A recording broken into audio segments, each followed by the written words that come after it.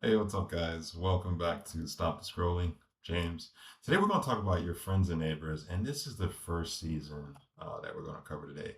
So this is a Thomas Crown meets Real Housewives show starring John Hamm. I like John Hamm. I've known John Hamm as far back as obviously Mad Men, and I think that's where most of us know John Hamm from. And it's a series that takes place, like I said, it's got a bit of that Thomas Crown risque to it, as well as just a real housewives flair. And for me, what I like about it was that it's hip and it's new, and Apple's trying to again broaden their content and bring more people into their ecosystem. Filled with plenty of sex, filled with plenty of gossip, and filled with plenty of just, things that continue to pull you in. Overall, I mean, the series itself, it starts off with a bang. You've got Coop, who's your main character, and he's kind of knocked from his perch, but he lives in this very like luxurious and affluent community, right, in upstate New York. And so he goes from one day being top of his game to essentially getting thrown under the bus and having to resort to some fairly shady shenanigans. Along the way, there's plenty of sex. There's a lot of sex in this entire series.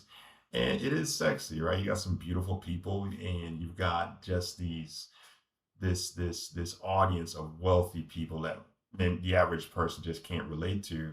And the entire time, it's set in this backdrop of just luscious rolling hills and mansions. So super sexy, super cool. And overall, it does a good job on the presentation standpoint. For me, when it comes to is this a stop to scroll worthy as an entire series, I would say no. I like this series. I feel like I wanted to like it more, but it was missing something from the standpoint of there are these ongoing B, C, D type plots going on in the background that they they don't take away from the overall arc of the story, but they become a little bit of a distraction play. And that was something that I just thought, could have been handled a little bit better. At the end, you've got your pseudo bad guy, and this individual was just kind of I don't like how it was concluded because it just kind of felt like it was rushed and it was very unclear. And so that was something that I hoped it would have brought a little bit more clarity to, even as it moved from season one into season two. Acting wise, the acting is good. It's par for the course. Um, with the supporting cast, you got a good group of people. There were a couple of times where it just kind of fell, flat. Like it just it didn't need to go as far as it did. But overall, I would say it's the acting is there, the photography is there, the filming is there. Scale of 1 to 10, if I'm just watching this series by myself, I'd give it high six, a seven. It's good, but it's not great, right? It's not, it doesn't hold your attention like other things that are out there. And it's competing on Apple, and it's competing against Netflix and everything else that they've got to offer. And you've got Tyler Sheridan over at Paramount. It's competing against so much, yet it doesn't really stand out, right? I mean, they've got this power cast led by John Hamm. You've got Corbin Burnson, and you've got Gemma, I forget her name. You've got a pretty strong cast, yet it doesn't really do anything to set itself apart from other dramas in the space.